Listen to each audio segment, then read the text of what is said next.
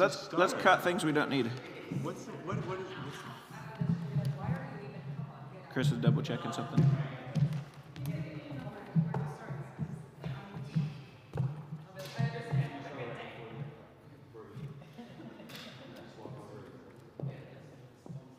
Let's do this. Let's go.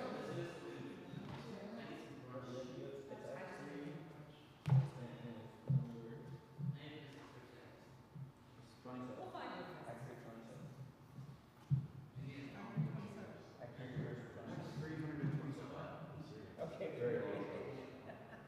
Yeah, we can cut that. Okay, all right.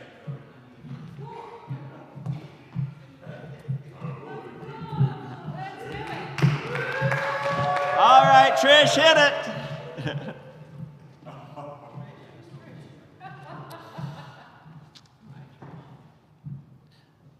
Welcome to the Santa Clarita United Methodist Church Spring Concert Series, concert number 1. It is a joy to bring you Puccini and Friends with a little preview concert of Madame Butterfly brought to you from Mission Opera. We have an enthusiastic room of singers here and opera lovers, and hopefully a huge crowd of our folks that are watching us and joining us on our live stream TV today around the world. You guys will be famous by the end of the day. We're going to start in great opera fashion by the prologue from I Pagliacci, I believe.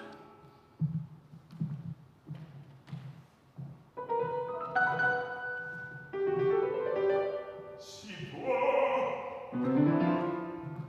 può,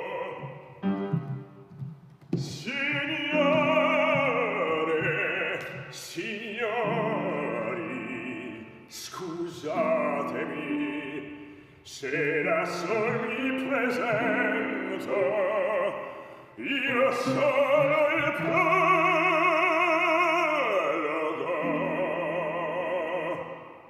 poiché in scena ancor le antiche maschere dell'autore, in parte vuol riprendere le vecchie usanze, e a voi di nuovo inviami, ma non per dire di come prima le lacrime che noi versiamo son false e gli spasmi e nei nostri martiri non allarmatevi.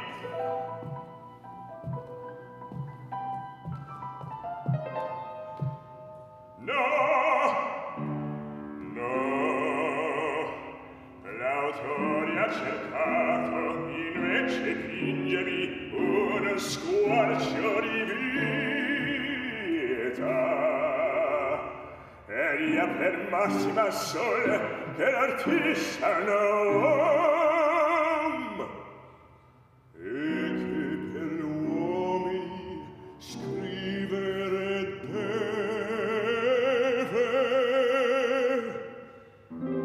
e dal vero ispirava sì.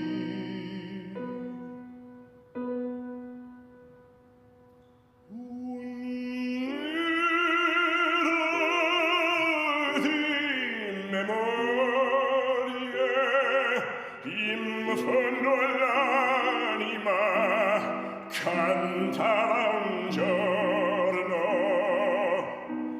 ed egli solvere lacrime scrisse e singhiati il tempo gli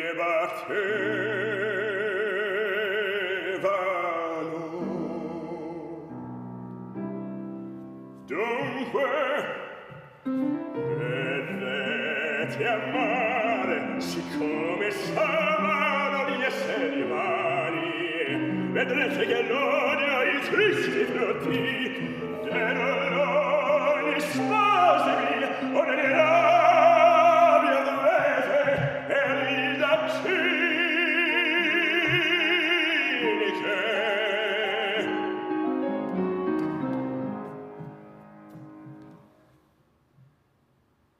E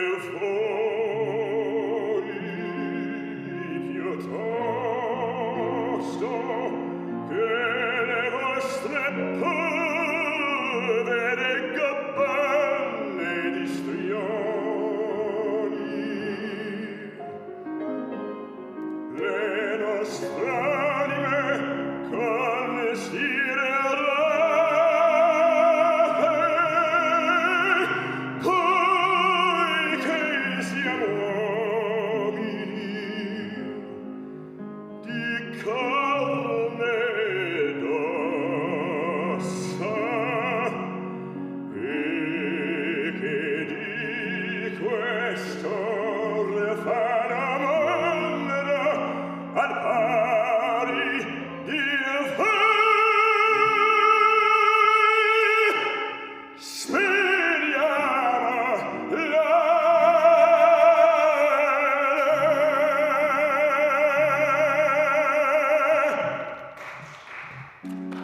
il concetti di sì. Ora ascoltate come esolto. Andiamo in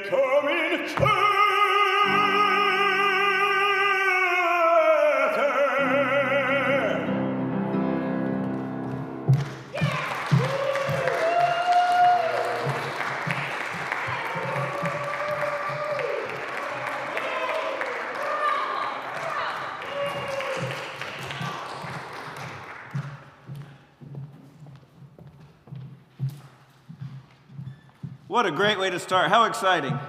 That was Si può, signore, signori from Leoncavallo's Pagliacci, right? Yes, this is an opera quiz today. This is going to be very informal. We'll give you guys some information about Italian opera and Puccini because it's very exciting as we dive into our production next week. At Mission Opera, we're doing our first international production, I would say, because we've started 5 years ago as a very small opera company and continue to grow, and so we're getting bigger each year, which is exciting. But this year we are thrilled to welcome some very special guest artists. Later today on the program you'll hear internationally acclaimed soprano Mrs. Lisa Huben, who is here with us from Europe, from Brussels. Give her a hand. We also have two fun, fancy-free, and beautiful, brilliant, intelligent, and creative Italian gentlemen with us this week from Rome and from Matera. That is Christian Catena and our conductor, Maestro Giovanni Pompeo, who's here with us today. Thank you for coming, Maestro. We hope you enjoy this. We started with something that's not Puccini, because during Puccini's time, as a young man, they were coming off of the Italian Risorgimento and the Italian patriotism of Verdi and Verdi's reign as essentially opera's greatest composer. When Verdi died, he died with him a sense of pride, of Italian pride, as they went through their unification process, and things were being sung in theaters everywhere that were in protest, counter the small city-states and the very wealthy people who controlled a lot of the land in the north and the northeast part of Italy. As they started talking about unification and independence, they would get squashed, right? They would squash the rebellion. So secret police would come to theaters and fraternal organizations in different places like this, waiting to hear if anybody was trying to secretly bring an upbringing against the government to overthrow the government so that Italy could become unified. As this happened, they ended up creating something that stood for Verdi, Viva Italia, Emanuele, Re d'Italia, right? So this cry for Viva Verdi was actually a secret weapon that they used to know who was an opera lover. Everybody loved Verdi because he was a symbol of the Italian culture and a symbol of opera and one of the prototypical Italian and European art forms. But secretly, it was a call for fraternità, for brotherhood of people that were saying, Viva Verdi. Oh, Verdi, sí. Verdi was not just a composer, but it was a call for independence, for freedom.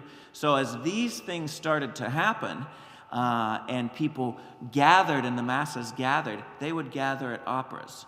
One of the most important gatherings was during a production of Nabucco, in the Slaves Chorus, when the people of Italy were all coming together in the Slaves Chorus, reminiscing about centuries gone by, centuries that were past.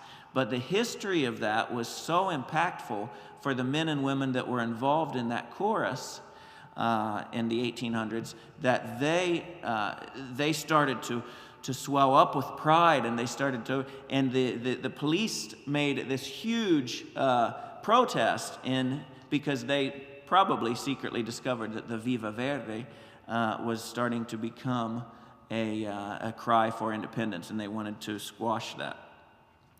So we want to move on with our program because I wanted you to know a little bit about the Italian legacy and Verdi and how important he was.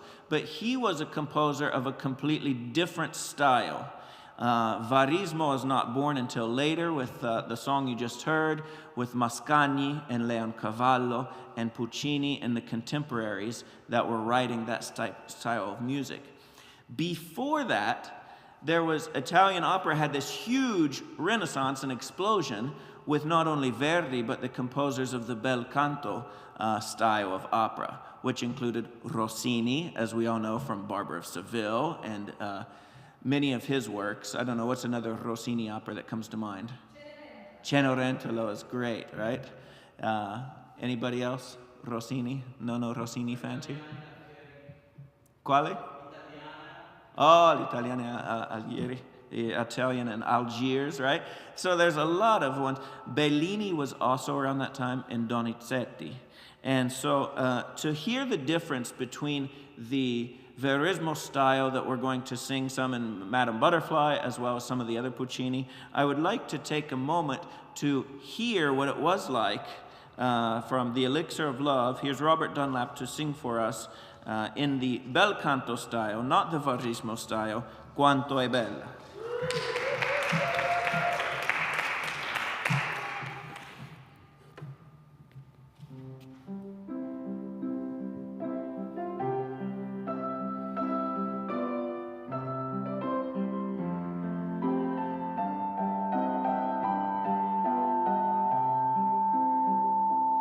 Quanto è bella, quanto è cara, più lo vedo e più mi piace, ma in quel cor non son capace, lieve affetto rinspirar. Essa legge, studia, impara, non vuoi cosa d'essa ignota, io non sempre un idiota, io non son che sospirar. Quanto è cara, quanto è bella,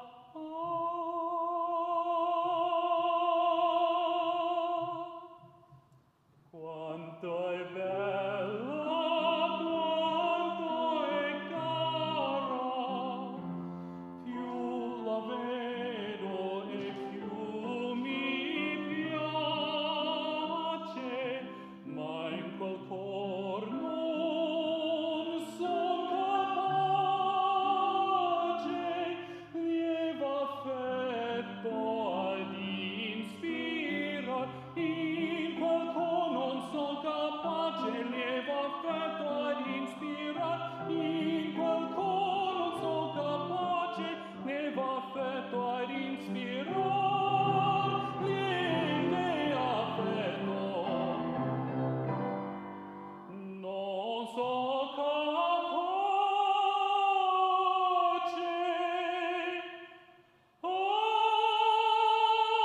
non son capace, lieve affetto a rinspirar.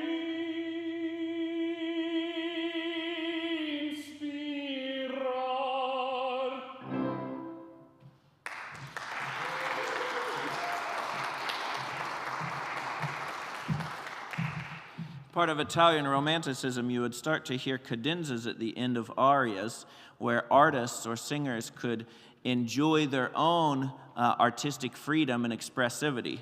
Over the years, these cadenzas have become standardized and more formulaic because great singers like Enrique Caruso or even Luciano Pavarotti would sing and do it one way, and then other tenors would emulate and create that same way. So today you don't hear a lot of expressivity in the cadenzas because they found a way that it's supposed to be done, or people think it's supposed to be done, and they stick with that, which is very cool.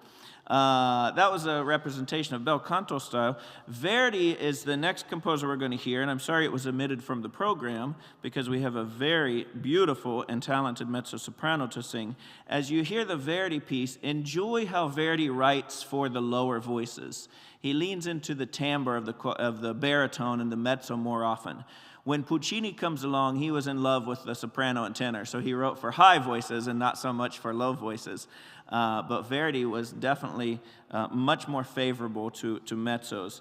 And so please join me in welcoming, this is Shannon, as I say, Alizé Moore, to sing from Don Carlo.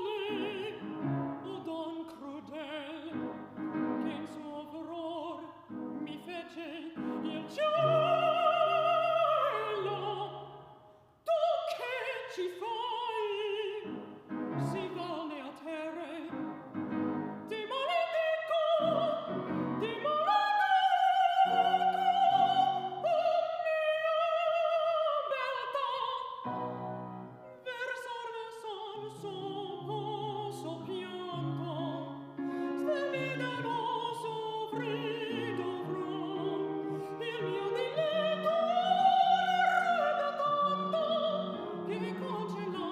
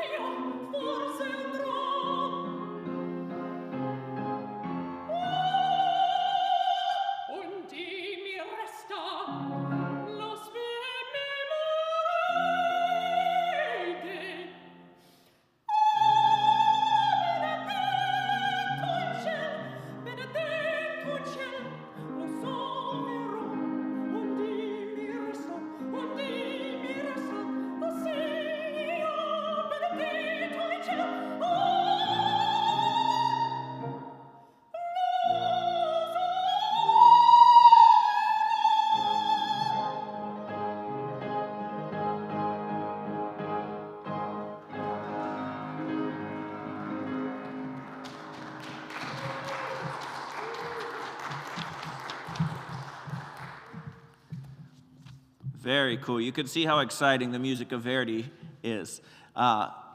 Very different, very different. The drive of Verdi and the statements that he makes and the wonder and awe and love and expressivity that you hear in Puccini, while both some of the greatest operas ever written, very different, not only in musical structure, but in mood and color. Thank you for joining us. Let's learn a little bit about Puccini. He was born Giacomo Antonio Domenico Micheli Secondo Maria Puccini. Now, you guys, your turn. I bet Maestro could say it. He probably knows him very well. He was born in Lucca, Italy. And Lucca was actually a small town in Tuscany, is a small town in Tuscany, but was run musically by the Puccini family for many generations. In fact, Puccini's great-grandfather was also named Giacomo. He was the maestro di cappella of the Cattedrale di San Martino in Lucca. And when he died, he passed it on to the next generations. And Puccini's father was actually the Kapellmeister, or the maestro di cappella. And he didn't, Puccini was only 6 years old when his father died, so he wasn't old enough to take over that. He did go and start studying in Lucca with the nuns in the convent. He moved around and was given a general education and seminary at San Michele. And by the time he ended up going to school, he wanted to be an orchestral composer. He didn't even know much about opera, wanted to do much about opera. He wrote his first orchestral piece called Capriccio Sinfonica. Has anybody heard the Capriccio? It's a beautiful little work. And he wrote his thesis on that in Milan, where he went to the conservatory. What happened next is really exciting because, as I said, Verdi died, and there was this kind of lull in Italian opera. There wasn't any great composer coming forward and writing Italian opera after Verdi's death. You have to understand, Verdi was a little bit after the days of Rossini and Bellini and Donizetti and these guys. So when Verdi died, it was almost like, is Italian opera going to die? Who is going to be the next great composer to save this art form? So the publisher, Ricordi, who you all know because you have great Ricordi scores on your bookshelves at home, had this competition where he would put out a call for people to write operas to see who could be the next Italian Idol, like American Idol, but for the opera version. And Puccini submitted a small opera called Le Villi, was his first opera that he wrote, and it was kind of not so good. But his roommate ended up winning it, and his roommate was Leoncavallo, and we heard a piece. He ended up writing Cavalleria Rusticana, and so that was really exciting. His second piece that Puccini wrote was called Edgar, and it wasn't much better. Giulio Ricordi was not impressed with it, and so he sent it back, and he started working on this before he created Manon Lescaut, which was somewhat famous, and in his fourth opera, La Bohème, was hugely famous. But Edgar, this next selection, I'm going to sing a little piece of, because it's one of the few baritone arias you have from Puccini. As I said, he liked the higher voices. It was begun in 1884 when Fontana began working on the scenario for the libretto. Puccini finished primary composition 1887, so it gives you a little bit of a context around which years. And he was running around with his former piano student, Elvira, go figure, Elvira, right? And when this was failed, they suggested to Ricordi he should drop Puccini from Ricordi's roster. But Ricordi said that he would stay with him and continued his allowance until his next opera. So Ricordi saw something in the young Giacomo Puccini, and instead of taking the advice of his business partners and dropping Puccini from his roster, he continued to give him a small allowance to write music, which ended up paying off for them. The next piece is called Questo Amor, Vergogna Mia, from his second opera, Edgar.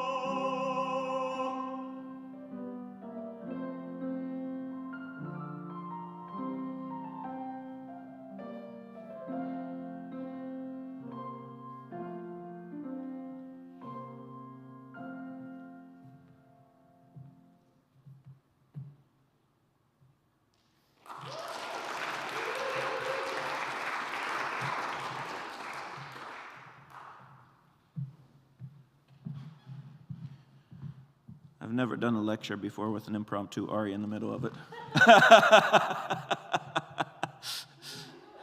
In small opera companies, you wear many hats, right, Lisa? So, the next big thing that Puccini wrote, actually it was in Torino, and he got to premiere, and it started to really get the attention. And Ricordi was able to say to his brothers, to his business partners, this guy, see, I believed in him because he had something. That was Manon Lescaut. And it wasn't until the huge success that he was working very quickly, because it was almost like he had something to prove, right? So he was writing. He pumped out this new 4-act opera based on the Henri Murger French book, La Vie de Bohème. And when Toscanini, the famous conductor, decided to take it over and conduct the premiere, and within a few years it just blew up. It had been performed all throughout the leading opera houses all over Europe, including Great Britain, so it was going into the English-speaking world, and the United States as well. It was so popular, and it still is probably the most frequently performed opera of all time, depending on what sources you look at. Of course, Madame Butterfly is right up there. People say, why are you doing Butterfly if it's got so many problems with the society in today's day and age? And I say, just listen to the music. Close your eyes and listen to the music. There's a reason why it's like the 3rd most popular opera of all time. It's absolutely gorgeous. But Bohème was so important because all of a sudden Puccini wasn't writing about anything of kings or greatness. You know, we heard Shannon sing from Verdi's Don Carlo. We hear about these great figures that are of a different status, even back in Mozart's time when he was writing Le Notte di Figaro, and you're thinking about counts and royal people and kings and gods. Puccini decided to look at the human element through a microscope, and he looked at something that you have experienced, and you have experienced, and you have experienced. Losing a friend, falling in love very quickly, sometimes within a half of an act. Right? And he decides that why write about people that are the small few, the few 5% at the top? Why not write about the 95% of us that go through this type of thing? So he really knocked the ball out of the park with La Bohème, because every single person that came to watch it could relate. They could relate to the feeling of losing a friend. They could relate to the feeling of being desperate and in despair, not knowing what to do. Many of them could relate to being stuck in poverty and not knowing where to turn. So as opera became more famous and more available to the public supported it because they saw themselves in it finally for the first time. And to me, this is the true heart of the Varismo. It is the music. Of course, it is the music and the musical style, but it's the heart and the core and the nitty-gritty of what it is, what the subject is, and how he treats it and how he does it. So you'll see a little preview of that, because our next hero, resident, assistant stage manager, props master, singer, everything, chauffeur, everything in between. Jason Vincent is also a fantastic bass baritone. He's going to sing the Colline Code aria from Act 4 of Bohème, where Mimi is dying and they don't have any money for medicine or for anything else, so they're looking at Musetta's earrings. And all of a sudden we remember in Act 2, in front of the Café Momus, when the times were better and life was good and they had a little bit of money in their pocket. It wasn't much, but what they had was worth living for. And Colline got this coat, and he's held on to this coat for all this time.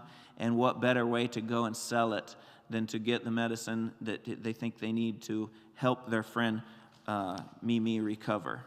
This is Jason Vincent singing Vecchiezzi ma recenti.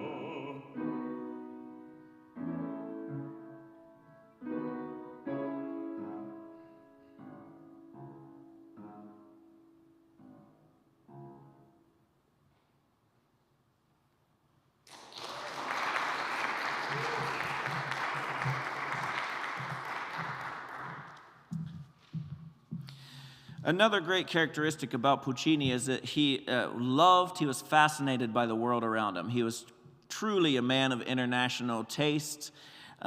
He loved Chinese culture and things of the Far East. In fact, his final opera, Turandot, was left incomplete when he died, but it was about a Chinese queen who was seeking a hand in marriage of many princes who could not solve her riddles and ended up with the chop. He also loved, obviously, Japanese and American culture, which he thought was very exotic. So we see a lot of exoticism start to work into his music. For a long time, this is a fun fact that I found when I was just kind of researching. Westerners like to refer to Japanese females as butterflies, thanks to Madame Butterfly and its popularity around the world. Puccini based this highly successful tragic opera on a Japanese girl named Cho-Cho-san, or Miss Butterfly. Like so many other cultured men of Europe during the late 19th century, Puccini was extremely obsessed with the idea of Japan. It was far away, the Orient, it was a whole different religion, set of life, set of beliefs, and they didn't have a direct access that was so easy to come and go, like they could go from Germany to Italy and back and forth like that. By the time he created Madame Butterfly in 1904, Europeans had already been preoccupied with over 4 decades, even though the image that he had created for Japan was highly superficial and manufactured. So you'll hear that Puccini went over and started to find some melodies and things like that that he liked. So we're going to hear a couple arias in a row, and as we hear these arias, I want you to think about how the music that Puccini draws from and the inspirational sources, such as the Chinese and Asian pentatonic melodies that you hear come through. Our first singer is Steve Moritsugu, and it will show us a bit of a Japanese melody that Puccini would have likely have heard when he went there to use in his compositions. After that, we have Lisa come sing Un bel dì. The most famous aria of Madame Butterfly by far is the aria that Cho-Cho-san sings in Act 2, as she has been left for several years, maybe 3, maybe 9. We'll decide later. And she keeps waiting and waking up every morning to look out to the port to see if her husband has come back, the Navy seaman Pinkerton. And she dreams of a day. And this is a fascinating aria because you do hear the pentatonic scale of the Japanese and Asian culture in it, combined with the real expressivity of the arpeggiation and the bass and the way that it builds up in true Italian form by combining these very two distinctive compositional structures. And then lastly, we'll hear a bit of the Dovunque al Mondo, where Puccini also ends up using American music, mainly the national anthem, which you hear throughout Madame Butterfly. And we'll have Chris Anderson West sing that for us. So please welcome Steve Moore.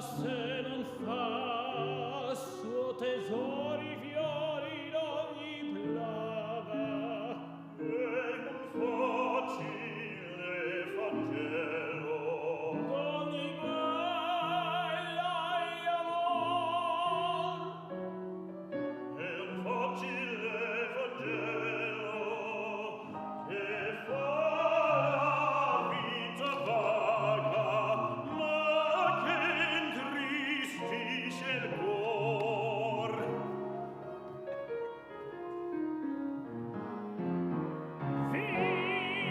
vinto si toffa la sorte raggiuffa il suo talento fa in ogni dove così mi sposo l'uso giapponese per 999 anni salvo a prosciogliermi ogni mese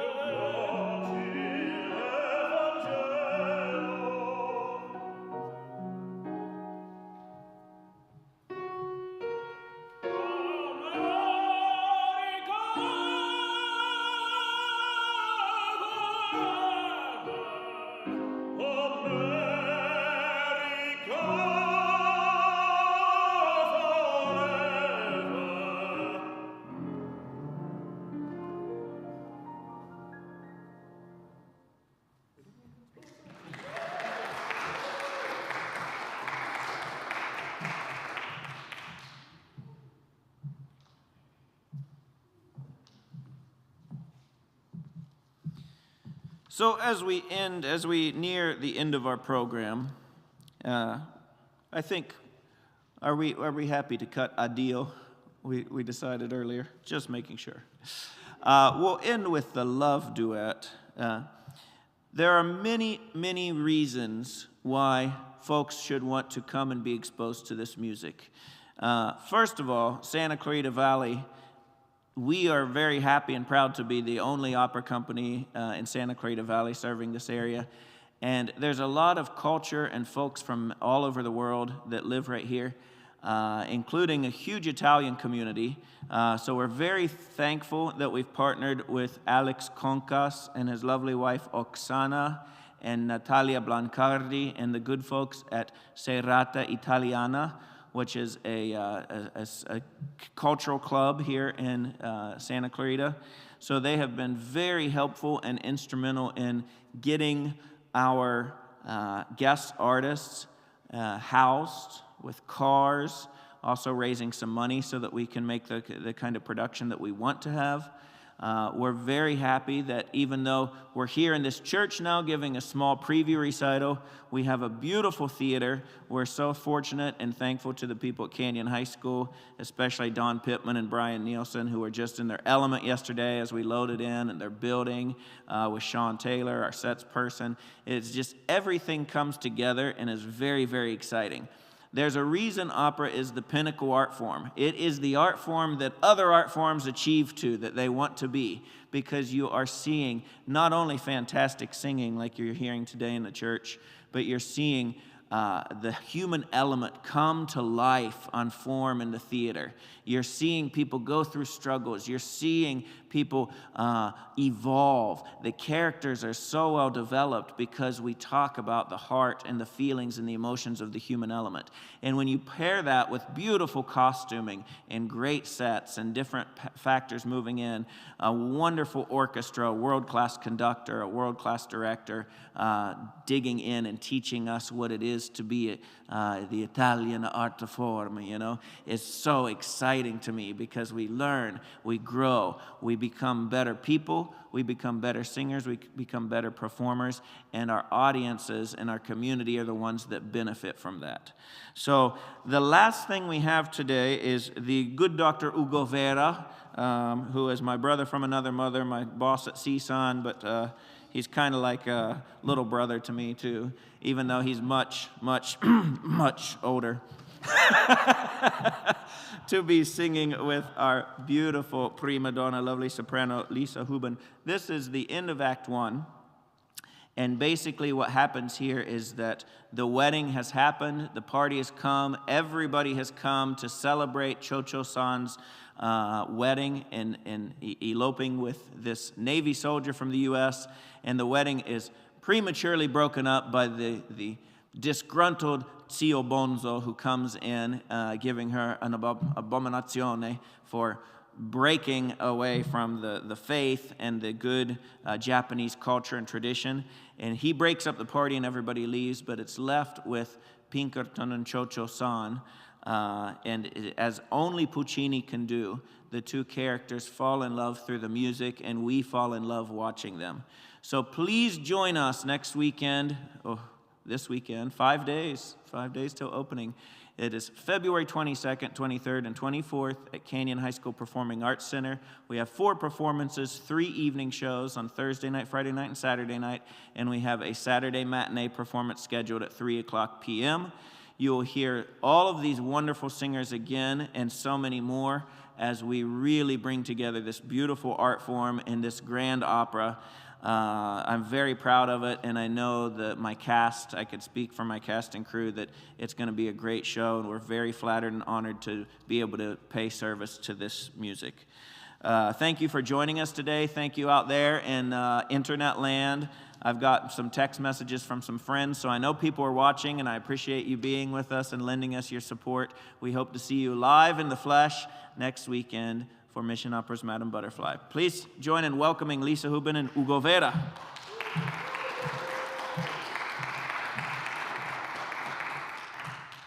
Before we start, I just want to give a round of applause to Josh Wentz.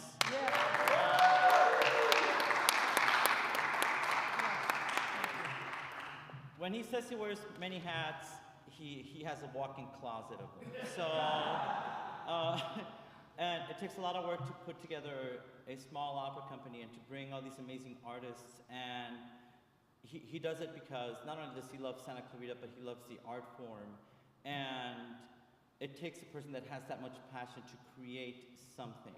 And I think it's important for you all to, support your arts here in Santa Clarita and beyond, especially local arts, and because that's what it is.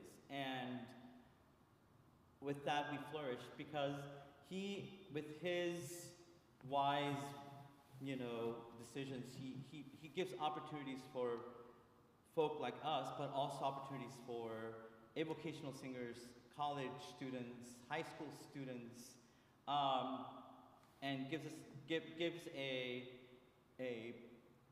way to which they can express, their art form. And so please support Mission Opera and support Josh Wentz. He is a brother from another mother, and I have to say it, he paid me. But I'm very grateful for him and grateful for this opera company. So I hope you enjoy this. Round of applause for you.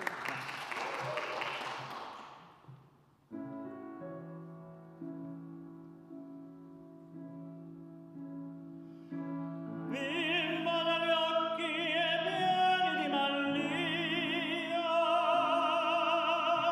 ora sei tutta mia, sei tutta vestiglio di tiglio, mi piace la treccia tua bruna, racconti di belli.